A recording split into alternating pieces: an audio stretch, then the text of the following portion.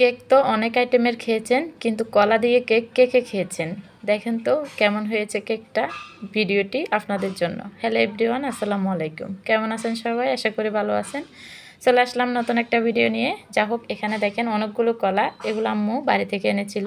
তো সবগুলো পেকে যাচ্ছে একসাথে, তো এগুলো তো আর একসাথে খাওয়া যাবে না, সেই জন্য ভাবলাম আপনাদের সাথে একটা রেসিপি শেয়ার করি। এই রেসিপিটা আমি প্রথম ট্রাই করলাম, আর কখনো করিনি।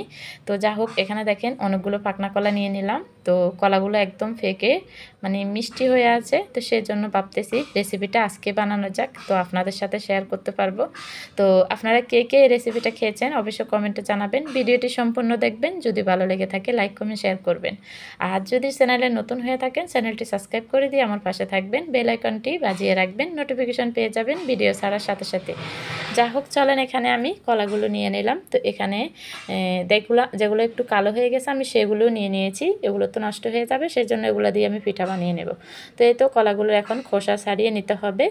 এক হাতে মোবাইল, তো অন্য হাত দিয়ে তো আর পারা যাবে না, সেজন্য মোবাইলটা রেখে আমি সম্পূর্ণ কলাগুলো ছিলে সুন্দর করে নিয়ে আসতেছি আপনাদের মাঝে। সম্পূর্ণ ভিডিওর সাথে থাকুন, দেখতে থাকুন কিভাবে আমি পিঠাটা বানাচ্ছি। পিঠা বলেন বা কেক বলেন, যা হোক, এখানে কলাগুলো সুন্দর করে আমি পরিষ্কার করে নিয়েছি। সাথে আছে নারকেল, একটা নারকেল কুড়িয়ে নিয়েছি। আছে ভাজি করা বাদাম, সুন্দর করে গুঁড়ো করে নিয়েছি ফাটাতে। এখানে আছে দুধ জাল দেওয়া, আর সাথে আছে চিনি, লবণ, বেকিং পাউডার কিন্তু আমি এখানে দেব না, চাইলে আপনারা দিতে পারেন, আমি দিই নাই, কারণ আমার ছোটো ছেলে ও খাবে, এই জন্য দিই নাই আমি। যা হোক, এখানে সুন্দর করে হাত দিয়ে কলাগুলো নরম করে নিয়েছি, একদম মিশ করে।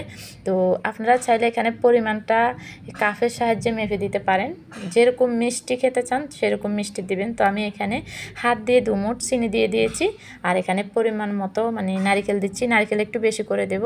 তো নারকেল দিয়ে মানে এগুলা একটু সুন্দর করে মাখবো। তো আপনারা চাইলে আটা, চালের গুঁড়ো আর ময়দা এই 2টা কাপ পরিমাণ দিতে পারেন। আমি হাত দিয়ে মানে একটা আন্দাজ করে দিয়ে দিচ্ছি, মানে কাপে হলে 1 কাপ 1 কাপ করে 2 কাপ থেকে 2 কাপ দিয়ে দিবেন। সুন্দর মতো একটু ম্যাশ করে নেবেন, মানে এগুলো মিক্সচার করতে হবে। তো এখানে আমি বাড়তি কোনো পানি দেব না, এখানে আমি দুধ দিয়ে এগুলা একটা ব্যাটার তৈরি করে নেব। তো দেখেন, আগে প্রথমে সবগুলো একসাথে মেখে নিচ্ছি, তারপরে এখানে আমি পরিমাণ মতো দুধ ঢেলে দেব। তো দেখতে থাকুন। পরিমাণ মতো একটু লবণ দিয়েছি, যাতে মুখে মিষ্টিতে স্বাদটা বাড়ে, এই জন্য লবণটা দিয়েছি। আর লবণ না দিলে মিষ্টির স্বাদটা কেমন জানি অন্যরকম লাগে। তো একটু লবণ দিয়ে দিলাম, ভালো করে মেখে ব্যাটারটা দেখেন কিছুক্ষণ রেখে দিয়ে আবার চলে আসলাম, একটু নেড়ে ছেড়ে দিচ্ছি। তো এখানে বাদামের গুঁড়ো দিয়ে দিব, কিছু বাদাম রেখে দিয়েছি উপরে সাজানোর জন্য। তো এখানে বাদাম দিয়ে কিছুক্ষণ মানে মেখে রেখে দিব, দিয়ে তারপরে চলে যাব মূল যেভাবে আমি কেকটা বানাবো সেটাতে। তো এখানে আমি একটা মানে নিয়ে নেব, যে কেক বানাই সেই কেকের একটা বাটি নিয়ে সুন্দর করে একটু তেল দিয়ে মেখে রাখবো। তো এখানে আমি কাগজ দিতে হবে না, এমনি উঠে যাবে, যেহেতু কলাগুলো আর তেলে আটকেবে না, সুন্দর করে উঠে যাবে। তো আমি ব্যাটারটা এটার ভিতরে দিয়ে দিলাম। তো এখানে চুলাতেও আপনি বানাতে পারবেন, এটা বসিয়ে দিয়ে একটা মানে ডেকচির ভিতরে স্ট্যান্ড বসিয়ে দিয়ে বানাতে পারবেন। তো আমি বানাচ্ছি রাইস কুকারে। রাইস কুকার আমার থেকে সুবিধা লাগতেছে।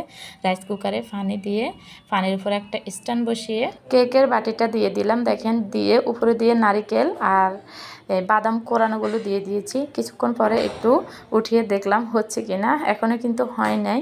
তো কেক যেভাবে মানে করতে হয় অনেক সময় লাগবে। তো আমি ঢাকনা দিয়ে আবার ডেকে দেব, ডেকে আরও কিছুক্ষণ করে নেব। মোট মনে হয় 1 ঘন্টার মতো আমার এটা ছিল, মানে আমি টাইম ধরি নাই, 1 ঘন্টার মতোই ছিল। তো যাই হোক, এখানে সাথে আমার মেয়ে আছে, ও দেখতেছে, মাও আছে। তো যাই হোক, কিছুক্ষণ পরে চলে আসতেছি, একটা টুথপেক দিয়ে দেখতেছি আমি ভিতরটা কিন্তু মানে হয়েছে কিনা। দেখি মাশাআল্লাহ অনেক সুন্দর হয়েছে, ফুলে দেখেন, একদম ফুল হয়ে গেছে। তো আমি এখন নামিয়ে নেব। তো নামানোর আগে ছুরি দিয়ে সুন্দর করে সাইডটা একটু কেটে দিতে হবে, যেহেতু ফুলে উপরে উঠেছে সেজন্য। তো আমি একটা প্লেটে সুন্দর করে পরিবেশন করব। আপনারা চাইলে সুন্দর করে পিস পিস করেও করতে পারেন, আমি কিন্তু করি নাই। দেখেন কত সুন্দর হয়েছে, এভাবে